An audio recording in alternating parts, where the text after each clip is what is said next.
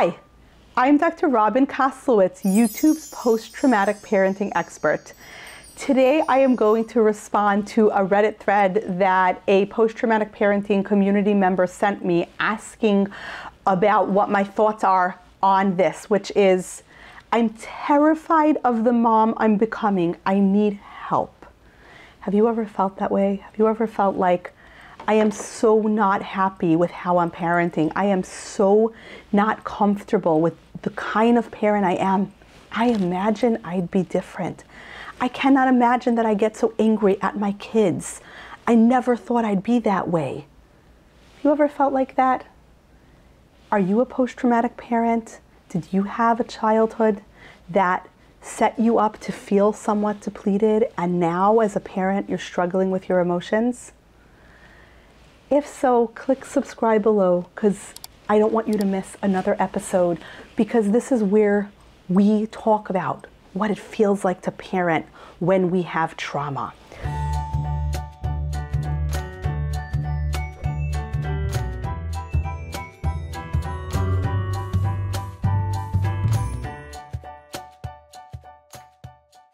So let's read this Redditor's question, because one of the things she said can really be explained by the concept of post-traumatic parenting.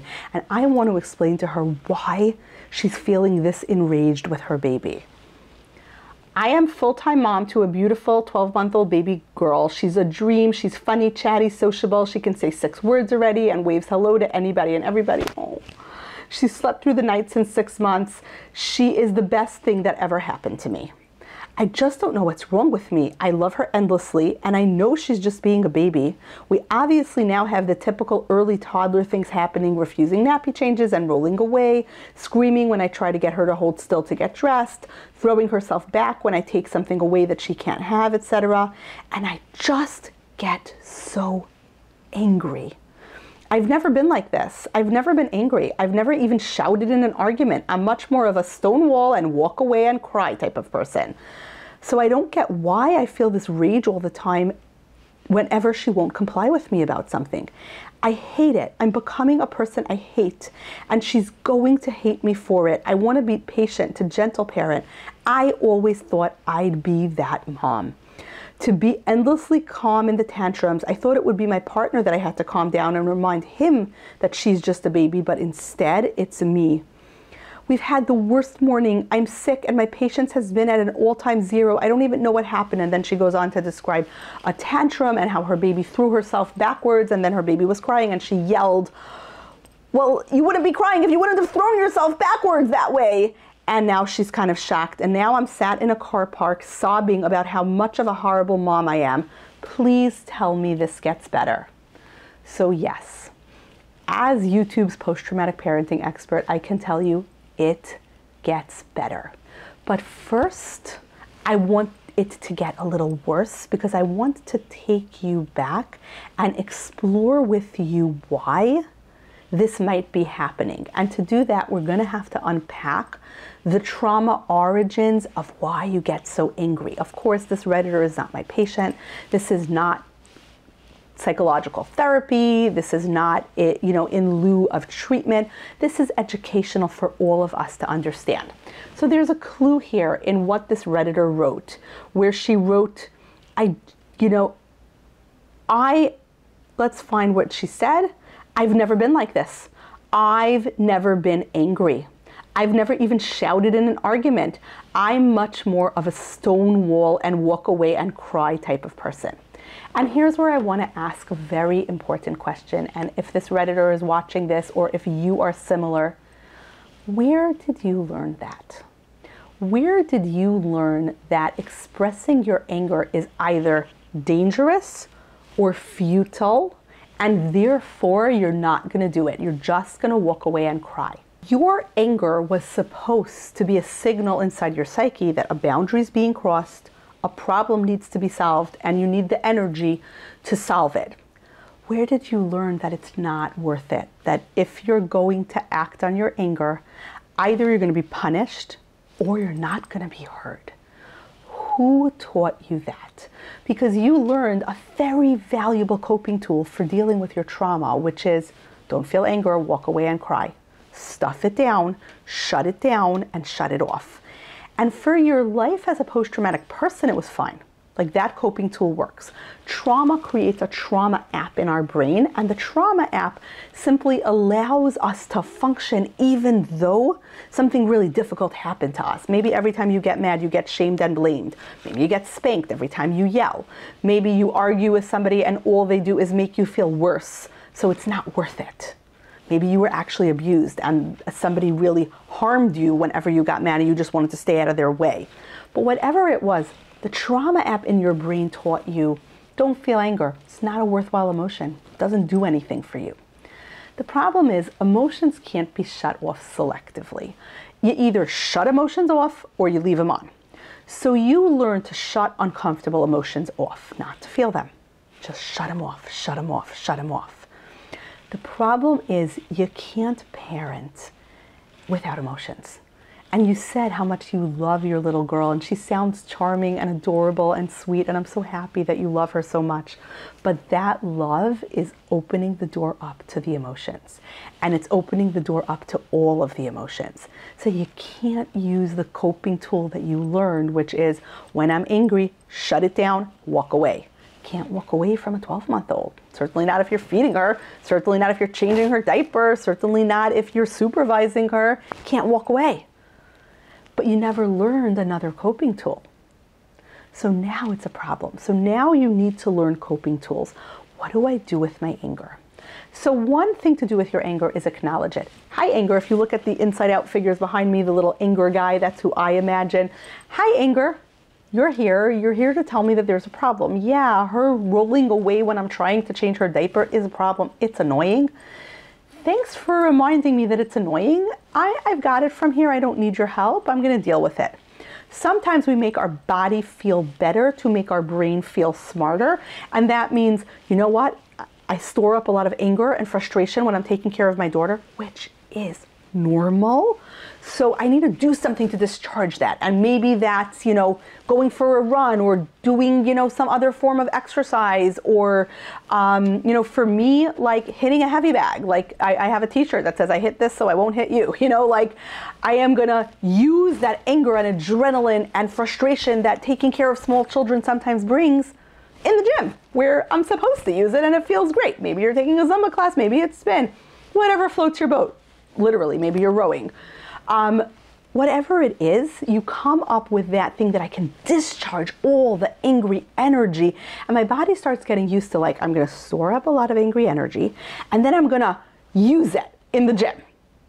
And your body gets used to that like storing up, release, storing up, release. Talking to your daughter, I know she's only 12, but you can talk to her about the problem. You can say very playfully, like, Mommy does not like it when you roll away when I change your diaper. You don't like it when I change your diaper. Ewy, stinky diaper. It's not fun, right? And you can sort of like have a dialogue with her about the problem. That's not going to change anything, right? Your 12-month-old is not going to say, upon mature reflection, Mother, it has occurred to me that perhaps I should allow you to change my diaper as efficiently as possible, right? That's not going to happen. But talking about the problem, normalizing talking about the problem, even when they're babies, is actually helpful, because your inner child will see you talking about the problem and will say, oh, we're allowed to talk about problems. Good to know. And that will get reprocessed, which will be good when she's older, because your daughter's going to be 3 and 4 and 5, and she's going to get angry, and you're not going to know what to do with her anger, because every instinct in you will be, anger is dangerous, shut that down. But in actuality, you're saying you're reading about gentle parenting and you want to learn how to parent in a way that's responsive and kind. You don't want to do that. You want to be able to say to her, you are so angry, right? Your ice cream scoop fell out of the ice cream cone and now it's on the floor and you are so angry. And you want to teach her how to say angry. I am feeling angry. You're angry that your brother pushed down your block tower. You're angry that your friend said something mean to you. Whatever it is, you're allowed to be angry. Let's talk about the problem. Let's talk about how to solve the problem. So the fact that you're saying that I don't do anger tells me you're a post-traumatic parent. The fact that you're shocked at yourself for getting angry at your daughter tells me that you really want to parent in accordance with your values. And it already tells me that you're an excellent parent. And I am sure in the responses to this thread, I'm sure a lot of people are going to tell you that parenting is hard and difficult and it's a lot of work. And yeah, they get older. And in some ways it gets easier because yeah, they're not rolling away and when you're trying to change their diaper when they're 5 in typical situations. But at the same token, other challenges come up, like she's going to be coping with anger. So you want to figure out now your relationship with anger, where you learned that, and perhaps you want to go to therapy and talk to a therapist about different ways of relating to your anger. Maybe you want to journal it out. Maybe you want to talk to your inner child. Is there an inner little you who is really afraid of her anger?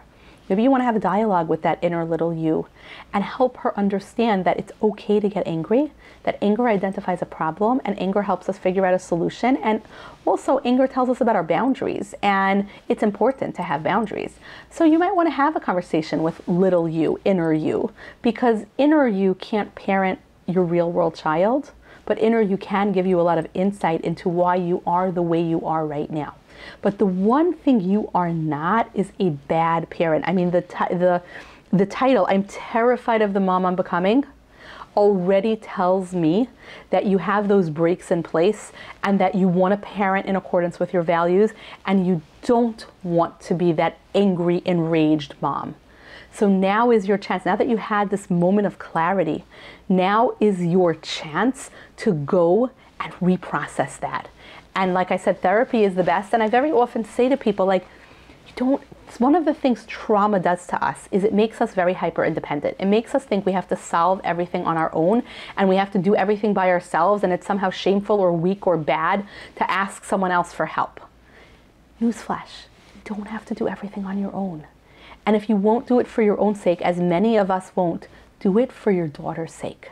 Because you value being that gentle, kind, responsive parent. The way to manufacture a gentle, kind, responsive parent for your daughter is by going to therapy and processing it, or journaling about it, or talking to a parenting teacher, or talking to a partner, but processing where you learned that anger is dangerous and figuring out better ways to deal with it, because there are better ways. We have all felt mom rage. Every mom in the world has felt mom rage.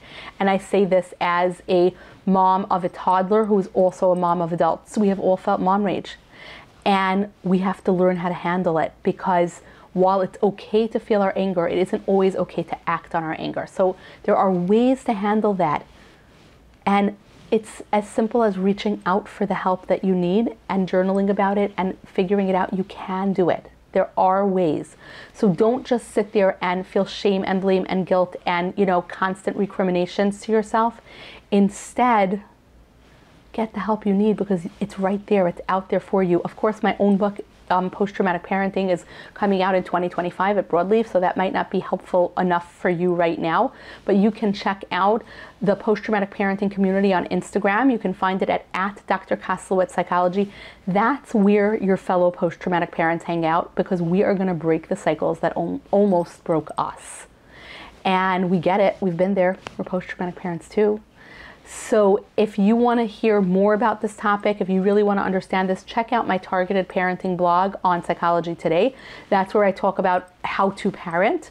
And if you want to hear my interviews with experts on the intersection of parenting and trauma, check out the Post-Traumatic Parenting podcast. It's available wherever you get your podcasts. And of course, I cannot wait to introduce the book to the world.